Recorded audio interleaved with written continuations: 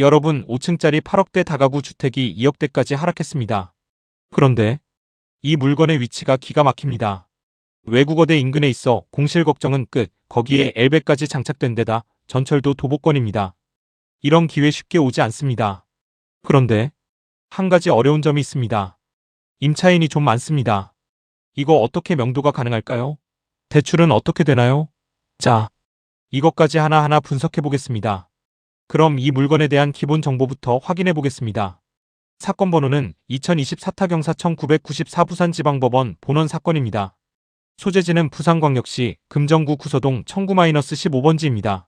물건 종류는 다가구 주택이며 토지와 건물을 일괄 매각하는 구조입니다. 감정 금액은 8억 1249만 5,400원입니다. 그런데 여러 차례 유찰이 되면서 현재 최저 매각 금액은 무려 2억 7,868만 6천원까지 떨어졌습니다. 감정가 대비 약 34% 수준입니다. 쉽게 말해 거의 3분의 1 가격까지 내려온 것입니다. 입찰 보증금은 최저가의 10%인 2,786만 8,600원입니다. 매각 기일은 2026년 6월 16일 오전 10시입니다. 토지 면적은 142.7형이 약 43.17평입니다. 건물 연면적은 282.2형이 약 85.37평입니다. 그럼 이번에는 이 물건의 구조와 주변 환경을 확인해 보겠습니다. 먼저 이 건물은 2014년 사용 승인을 받은 철근 콘크리트 구조의 5층 건물입니다. 외벽은 화강석 및 스톤 계열 마감으로 되어 있으며 일반적인 오래된 다가구 주택들과 비교하면 외관 상태도 나쁘지 않은 편입니다. 특히 눈에 띄는 부분은 엘리베이터가 설치되어 있다는 점입니다. 보통 이런 규모의 다가구 건물들은 엘리베이터가 없는 경우도 상당히 많은데 이 물건은 승강기까지 장착되어 있어 임대 경쟁력 자체는 꽤 괜찮아 보입니다. 1층은 필로티 구조의 주차장과 계단실로 사용되고 있고 건축물 대장상에는 주차는 옥내 4대와 옥외 2대 주차가 가능한 것으로 되어 있으며 2층부터 5층까지는 원룸 형태의 다가구 주택으로 사용 중입니다. 현재 현황상 총 16개 호실이 있는 것으로 확인됩니다. 다만 여기서 중요한 부분이 하나 있습니다. 공부상으로는 2층 용도가 사무소로 되어 있는데 실제 현황은 원룸 형태의 주거용으로 사용되고 있다는 점입니다. 즉 공부와 실제 사용 현황이 서로 다르게 사용되고 있는 것입니다. 그리고 또 하나 중요한 부분이 있습니다. 건물 2층부터 5층까지 발코니 확장 부분이 존재하는데 감정평가에서는 이 확장 부분까지 모두 주건물에 포함하여 평가를 한 상태입니다. 따라서 입찰에 참여하시는 분들은 이 부분도 반드시 체크를 하셔야 합니다. 건물 내부 상태는 현장 조사 당시 일부 호실은 폐문 상태였고 이해관계인의 부재로 인해 내부 확인이 완전히 이루어지지는 못했습니다. 그래서 실제 내부 상태는 반드시 현장 방문을 통해 다시 확인하시는 것이 좋겠습니다. 다음으로 주변 환경을 보겠습니다. 이 물건은 부산 금정구 구서동에서도 부산 외국어대학교 인근 주거지역 안쪽에 위치하고 있습니다. 주변은 원룸, 빌라, 다가구 주택, 소규모 아파트들이 밀집되어 있는 전형적인 대학가 배후 주거지역입니다. 실제로 부산 외국어대학교 남산동 캠퍼스까지 직선거리 약 1km 정도 거리이며 도보 약 16분 정도면 이동이 가능합니다. 대학가 특성상 원룸 수요 자체는 꾸준히 형성될 가능성이 있는 지역입니다. 그리고 도시철도 1호선 두시력까지도 도보 약 12분 정도 거리입니다. 완전한 초역세권은 아니지만 충분히 걸어서 이용 가능한 거리입니다. 차량 접근도 가능한 편이며 인근에 시내버스 정류장도 위치하고 있어 대중교통 이용은 무난한 편입니다. 다만 이 물건은 메인 대로변 상권에 위치한 건물은 아닙니다. 주택 밀집 지역 안쪽으로 들어간 형태이며 도로는 북측으로 약 6m 정도 폭의 도로와 접해 있습니다. 그리고 지형 자체가 완전한 평지라기보다는 약간의 경사 형태를 가지고 있습니다. 즉 화려한 상권형 입지라기보다는 대학가 배후 원룸 수요를 기반으로 움직이는 수익형 다가구 건물에 더 가까운 성격이라고 보시면 될 것 같습니다. 화면 아래 가입이란 글자를 클릭하시면 멤버십에 가입할 수 있습니다. 멤버십 회원이 되시면 정말 큰 돈 벌 수 있는 멤버십 전용 영상을 확인할 수 있으며 경매 분석 중에 궁금한 사항은 언제든지 전화로 문의할 수 있습니다. 만약 여러분들께서 경매를 해보고 싶으시다는 생각을 가지고 계신다면 멤버십 가입은 기본으로 하시는 것을 추천드립니다.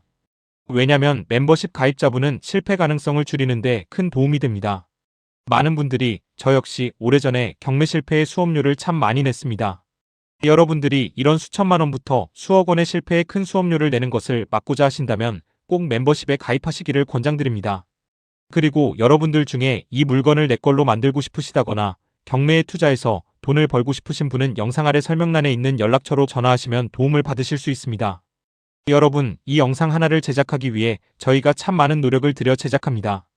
부디 구독 한번 클릭하셔서 채널이 더욱 발전될 수 있게 부탁드립니다. 이 영상이 마음에 드셨다면 주변 지인에게 알려주실 것도 함께 부탁드립니다. 그럼 계속 진행하겠습니다. 자, 이제부터 이 물건의 권리 분석과 임차인 현황을 확인해 보겠습니다. 여러분, 경매는 복잡해 보인다고 겁먹고 도망가면 안 됩니다. 중요한 것은 딱 몇 가지만 정확하게 잡아내면 됩니다. 먼저 첫 번째입니다. 이 물건의 말소 기준 권리보다 앞에 어떤 권리가 있느냐입니다. 토지 등기부를 보면 2014년 6월 12일 부산은행 근저당권이 가장 먼저 설정되어 있습니다. 그리고 건물 등기부를 보면 2014년 11월 24일 부산은행 근저당권이 가장 먼저 설정되어 있습니다. 즉, 토지와 건물 모두 부산은행 근저당이 사실상 말소 기준 권리 역할을 하고 있습니다. 그 이전에는 인수되는 임차권이나 가압류 같은 위험한 권리는 보이지 않습니다. 즉, 선순위로 낙찰자가 떠안을 만한 위험한 권리는 현재 보이지 않는다는 것입니다. 두 번째입니다. 그렇다면 말소 기준 권리 이후에는 어떤 권리들이 들어와 있느냐입니다. 이후에는 임차권 설정, 가압류, 임의경매, 카드사 가압류 등이 들어와 있습니다. 그런데 중요한 것은 이 권리들은 모두 말소 기준 권리 뒤에 들어온 권리들이라는 점입니다. 따라서 원칙적으로 낙찰로 모두 소멸되는 구조입니다. 세 번째입니다. 이 물건은 총 16개 호실인데 전입자는 무려 19명입니다. 대부분 사람들이 여기서 겁을 먹습니다. 아니, 방은 16개인데 왜 사람이 19명이냐? 입니다. 그런데 19명이 아니라 190명이라 해도 아무런 걱정을 할 필요가 없습니다. 매각물건명세서를 끝까지 자세히 보면 이유가 나옵니다. 일부는 외국인 체류 확인서 기준으로 기재된 사람들입니다. 그리고 실제 현장 조사 당시 일부 호실은 폐문 상태였고 일부는 함께 거주하거나 동거 형태로 전입된 것으로 보입니다. 쉽게 말해 방보다 사람이 많다고 해서 무조건 대항력 있는 숨겨진 임차인이 튀어나오는 구조는 아니라는 것입니다. 네 번째입니다. 가장 중요한 부분입니다. 임차인 중에 대항력이 있는 사람이 있느냐입니다. 현재 임차인 19명 중에는 한 명도 기준 권리보다 앞서 전입한 임차인은 없습니다. 그리고 현황표를 보면 대항력란이 전부 X로 표시되어 있습니다. 즉, 현재 자료상으로는 낙찰자가 임차인의 보증금을 인수해야 하는 구조는 보이지 않습니다. 다시 말해 대부분의 임차인들이 말소 기준 권리 이후에 들어온 것으로 판단된다는 것입니다. 다섯 번째입니다. 그렇다면 임차인들은 배당 신청을 얼마나 했느냐입니다. 현재 자료를 보면 상당수 임차인들이 권리신고 및 배당 요구 신청을 한 상태입니다. 그러나 여기서 중요한 것은 배당 요구를 했다고 해서 대항력이 생기는 것은 아니라는 점입니다. 배당 요구는 단지 나도 배당받겠다는 의미일 뿐입니다. 그리고 실제 배당표를 보면 일부 임차인들은 소액 임차인으로 일정 부분 배당을 받아가지만 전액을 다 배당받지는 못합니다. 그럼에도 불구하고 모두 소멸로 표시되어 있습니다. 즉, 낙찰자에게 부족분을 청구할 수 있는 구조는 아니라는 것입니다. 결국 이 물건의 핵심은 이것입니다. 겉으로 보면 임차인 19명이라는 숫자 때문에 엄청 위험해 보입니다. 그런데 실제 내용을 뜯어보면 말소 기준 권리보다 앞서는 강력한 권리가 보이지 않고 임차인들 역시 대부분 후순위 구조이며 현재 자료상으로는 대항력 있는 임차인도 보이지 않는다는 것입니다. 물론 그렇다고 해서 방심하면 안 됩니다.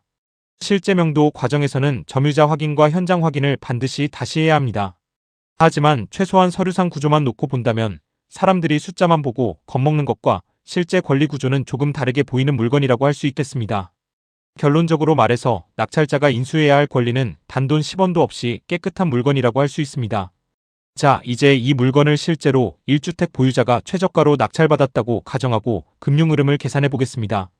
현재 최저 매각 금액은 2억 7,868만 6천 원입니다. 여기서 일반적으로 70% 대출이 가능하다고 단순 계산하면 약 1억 9,508만 200원 정도가 나옵니다. 그런데 이 물건은 방이 16개입니다. 다가구 주택은 금융기관에서 흔히 방빼기를 적용합니다. 즉, 방 하나당 1,000만 원씩 차감하는 방식입니다. 따라서 16개 방 1,000만 원으로 총 1억 6천만 원이 차감됩니다. 결국 실제 가능 대출금은 약 3,508만 200원 정도밖에 남지 않습니다. 쉽게 말해 겉으로는 70% 대출처럼 보이지만 실제로는 거의 대출이 안 나오는 구조에 가깝다는 것입니다. 그렇다면 낙찰자가 실제로 준비해야 하는 현금은 얼마일까요? 먼저 낙찰 금액 2억 7,868만 6천 원에서 실제 대출금 약 3,508만 원 정도를 제외하면 잔금으로 약 2억 4,360만 원 정도가 필요합니다. 여기에 세금을 계산해 보겠습니다. 2층은 사무소로 근린에 속하지만 계산하기가 복잡하니 전체 주택으로 간주하고 취득세 1.1% 수준으로 계산해 보겠습니다. 그러면 취득세와 지방교육세 등을 포함한 세금은 약 306만 원 정도가 나옵니다. 여기에 채권 매입 및 할인 비용 약 200만 원, 법무사 비용 100만 원, 기타 비용 50만 원까지 추가하면 전체 부대 비용은 약 656만 원 정도입니다. 결국 최종적으로 계산해보면 낙찰자가 실제로 준비해야 하는 총 현금은 약 2억 5,016만 원 정도입니다. 즉, 이 물건은 대출금을 포함하여 2억 8,524만 원의 자금 규모가 들어갑니다. 자, 그럼 이제 이 물건을 보유했을 때 실제로 매달 발생하는 금융비용을 계산해 보겠습니다. 먼저 은행 대출금 약 3,508만 원에 대해 연 4% 이자를 적용해 보겠습니다. 그렇게 계산하면 1년에 약 140만 원 정도의 이자가 발생하고 이를 월로 나누면 매달 약 11만 6천 원 정도의 이자가 발생하게 됩니다. 그리고 이번에는 실제 투자자가 들어간 자기자본 약 2억 5,016만 원에 대해 기회비용 4%를 적용해 보겠습니다. 쉽게 말해 이 돈을 다른 금융상품에 넣어두었을 때 받을 수 있었던 이자를 계산하는 것입니다. 그렇게 계산하면 1년에 약 1,000만 원 정도의 이자 금액이 나오고 이를 월로 나누면 매달 약 83만 원 정도의 기회비용이 발생하게 됩니다. 즉, 은행 대출이자와 자기자본의 기회비용까지 모두 합쳐 계산해보면 이 물건을 보유했을 때 매달 발생하는 전체 금융비용은 약 94만 원 정도라고 볼 수 있겠습니다. 감정가 대비 엄청 싸게 나온 것은 맞지만 방빼기 때문에 대출이 거의 막혀버리는 구조라 실제로는 현금 동원력이 상당히 중요한 물건이라고 볼 수 있겠습니다. 자, 그럼 이제 실제로 이 물건의 보증금 구조를 가지고 금융 흐름을 계산해 보겠습니다. 현재 법원에서 조사한 내용으로 확인되는 임차인 중 12분의 보증금 총합은 약 1억 2,800만 원입니다. 그리고 앞에서 계산했던 실제 가능 대출금은 약 3,500만 원 정도였습니다. 즉, 낙찰자가 잔금을 치른 이후 가장 먼저 해야 하는 것은 임차인 보증금으로 은행 대출부터 정리하는 것입니다. 그렇게 계산해보면 대출금을 모두 상환하고 난 뒤에도 약 9,200만 원 정도의 현금이 남게 됩니다. 그런데 여기서 끝이 아닙니다. 이제 남아있는 이 돈으로 실제 투자자가 들어간 자기 자본을 회수해야 합니다. 앞에서 계산했듯이 이 물건에 실제로 들어가는 투자자 현금은 약 2억 5천만 원 정도였습니다. 그런데 보증금으로 대출을 정리하고 남은 돈까지 투자금 회수에 넣어보더라도 아직 약 1억 5천만 원 정도의 자기 자본은 투입된 상태로 남게 됩니다. 그런데 여러분 여기에 아직 내분의 보증금은 얼마인지 몰라서 계산하지 않은 상태입니다. 그럼 다른 임차인의 보증금을 여기에 보수적으로 대입하면 3천만 원에서 3,500만 원입니다. 우리는 여기에 한 방에 3천만 원씩 대입해 보겠습니다. 그럼 1억 2천만 원의 보증금이 더 발생합니다. 이 1억 2천만 원 보증금으로 회수하지 못한 투자금을 회수해 보겠습니다. 그럼 투자금에서 회수하지 못한 돈은 약 3천만 원이 됩니다. 여기 3천만 원 미회수 투자금을 4% 이자로 계산해보면 한 달에 약 10만 원 정도가 됩니다. 자, 그럼 이제부터는 이 물건에서 한 달에 과연 얼마의 수익이 발생되는지 확인해 보겠습니다. 현재 확인되는 월세 약 202만 원입니다. 여기에 투자금 이자 10만 원을 빼면 192만 원이 됩니다. 즉 매달 약 192만 원 정도의 현금 흐름이 발생하는 구조라는 계산이 나옵니다. 즉, 이 물건은 단순히 싸게 낙찰받는다 수준이 아니라 보증금 구조를 잘 활용하면 투자금을 대부분 회수하면서도 매달 192만 원의 월 현금 흐름을 기대해 볼 수 있는 구조라고 볼 수 있겠습니다. 하지만 여러분 여기에서 끝이 아니라 진짜 수익은 매각에서 발생한다고 봐야 합니다. 그럼 이제부터 매각을 해보겠습니다. 매각은 3년 보유 후 감정금액으로 매각하겠습니다. 감정금액인 8억 1,249만 5,400원으로 계산하겠습니다. 그리고 실제로 이 물건에 들어간 총 투자금은 앞에서 계산했던 약 2억 8,524만 원 정도로 보겠습니다. 자, 그럼 먼저 매각 차익부터 계산해 보겠습니다. 현재 감정금액 수준으로 매각했을 때 단순 매각 차익은 약 5억 3천만 원 정도가 발생합니다. 그런데 여기서 바로 세금을 계산하는 것이 아닙니다. 먼저 3년 보유 기준 장기 보유 특별공제 6%를 적용해야 합니다. 그렇게 되면 약 3,200만 원 정도가 공제됩니다. 그리고 여기서 기본공제 250만 원까지 추가로 차감하게 됩니다. 그렇게 계산하고 나면 최종 과세표준은 약 4억 9,900만 원 정도가 됩니다. 이 금액은 현재 세율 기준으로 3억 초과 5억 이하 구간에 해당되며 세율 40%와 누진공제까지 적용됩니다.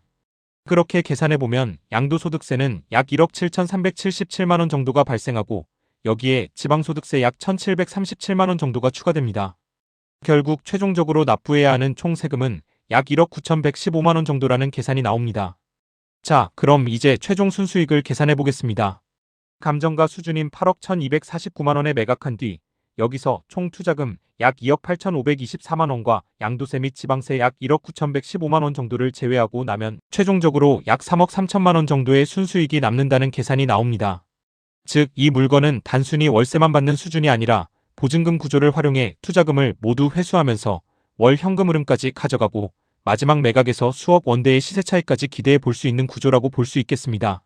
하지만 여러분, 여기서 반드시 기억하셔야 할 점이 있습니다. 이 물건은 겉으로 보면 8억대 건물을 2억대에 잡는 것처럼 보이고 임차인 구조를 잘 활용하면 상당히 매력적인 흐름이 나오는 것은 맞습니다. 그러나 임차인이 많고 일부 보증금이 미상이며 실제 점유관계와 명도 과정은 반드시 현장에서 다시 확인해야 합니다. 경매는 숫자만 보고 들어가는 것이 아니라 서류와 현장, 권리관계와 자금 흐름을 끝까지 맞춰보고 들어가야 합니다. 오늘 분석한 것처럼 이 물건은 서류상으로는 낙찰자가 인수해야 할 대항력 있는 임차인은 보이지 않고 매각까지 생각하면 상당한 수익 구조가 기대되는 물건입니다. 하지만 초보자가 혼자 덤빌 물건은 아닙니다. 이런 복잡한 물건일수록 정확한 분석과 현장 확인이 필요합니다. 만약 여러분들 중에 이 물건을 실제로 검토해보고 싶으시거나 경매 투자를 통해 수익을 만들고 싶으신 분들은 영상 아래 설명란에 연락처로 문의해 주시면 됩니다. 또한 화면 아래 가입 버튼을 누르시면 멤버십에 가입하실 수 있습니다. 멤버십 회원분들께는 일반 영상에서 다루지 못하는 더 깊은 경매 분석과 실전 물건 해석을 제공해 드리고 있습니다. 몇 푼 아끼려다 수천만 원, 수억 원의 수업료를 내는 일이 생기지 않도록 제대로 배우고 안전하게 접근하시기 바랍니다. 오늘 영상이 도움이 되셨다면 구독과 좋아요, 알림 설정 꼭 부탁드립니다. 주변에 경매를 공부하시는 분이 계시다면 이 영상도 함께 공유해 주십시오. 저는 앞으로도 겉으로 보이는 가격이 아니라 돈이 되는 구조를 끝까지 파헤쳐 보겠습니다. 감사합니다.